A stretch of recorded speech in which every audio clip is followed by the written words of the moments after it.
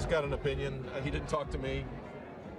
When you have kids, you'll probably have the same frustration. You'll love them to death, and they have their own opinions, but I'll make up my mind, just as I've said, at the end of the year. As we sit, stand, and pontificate here today, there are exactly 735 days until America elects the next president. Days that will go like the proverbial flash and be here in galactic seconds. And between right now and then, a key decision will have to be made, and that could mean a familiar name in the White House. Welcome to MidPoint, the Washington editor for the National Review, covering the White House, Congress, campaigns, thus knows the landscape and daily questions, various notes on political sanity we all see come across our laptops. Eliana Johnson joins us. Eliana, thanks for being here. Thanks so much for having me. I really appreciate it. It is our pleasure. We just heard Jeb Bush talk about it was his son who apparently said, yeah, don't worry about it. My dad's going to be running for president in 2016. And, of course, he's going to poo-poo that as much as he can right now. But why should Jeb Bush be considered by some people as a #1 candidate when we haven't even hit the midterms yet? Yeah, look, this is what everybody's saying. It's a little bit premature to think about 2016 right now when there's a huge election happening today.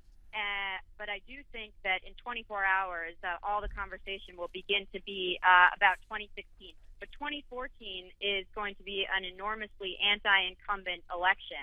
That's why you see Republicans having a huge advantage when it comes to the Senate, but a lot of Republican governors struggling because there are so many of them. And I think that that's what Jeb Bush's biggest weakness is going to be when it comes to 2016, is that people are exhausted. And it's also going to be a weakness for the Clintons. They're in many ways viewed as incumbents because of their family's legacy. And as you're seeing in the midterm elections, that's an enormous weakness. Would you say then, if the Republicans do gain power, as everybody is estimating that they will here in the midterms, that then becomes a warning sign to Hillary Clinton, saying the Republicans might just get it right this time and maybe it wouldn't be in your best interests to run? I don't think that's a warning sign to Hillary Clinton. I think there are many other warning signs for her that it wouldn't be perhaps in her best interest to run. I think she'll have a lot of challenges to overcome. But I don't think a Republican Senate will be one of them.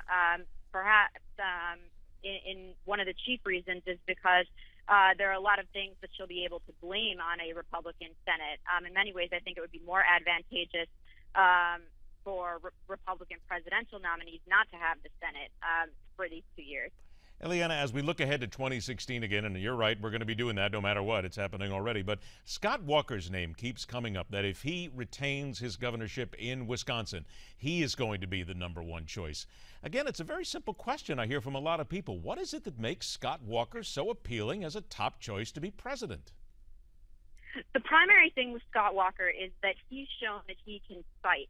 He rose to national prominence fending off the unions when he proposed a collective bargaining law in Wisconsin and came under assault from the teachers' unions and many other people who descended on Wisconsin to protest.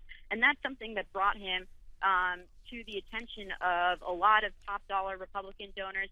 And he showed tremendous composure and calm in the face of total chaos that was unfolding in the state capitol in Wisconsin. What people don't know is whether he can show that same composure and calm on a national stage. And that's what he's going to have to prove in the next 2 years, if indeed he does win re-election. I think he will. But he's untested on the national stage, and he's going to have to show that he can do the same thing that he's done in Wisconsin nationally. I got about 30 seconds left here. Is Ted Cruz the wild card, though, for 2016? I think there are a couple of wild cards. Rand Paul is another wild card, and I think what you're going to see happen is Ted Cruz and Rand Paul square off for the Tea Party vote, and I think they're going to fight pretty viciously for the grassroots and Tea Party voters. They both excite that base tremendously. You've seen Rand Paul try to reach out towards the middle. That's something Ted Cruz has not done. But regardless, in the primary, I think one of them will survive and make it into the general election. Or, you know, a later stage of the Republican primary, and the other one will not. Let the arena open for business. It's going to be fun from here on out to 2016. Eliana Johnson, thanks so much for joining us. We'll talk again. Thank you. All right, a reminder once again that we will be here right at the Newsmax Network all day and all into the evening following the midterms. 7 o'clock Eastern Time. Steve Mosberg from New York will bring us countdown to the midterms and set the stage. Then at 8 o'clock Eastern Time, yours truly, J.D. Hayworth, John Bachman, the entire team will be here until midnight Eastern Time, bringing you all the numbers and all the results. It's all coming up right here on the Newsmax Network, and MidPoint will continue.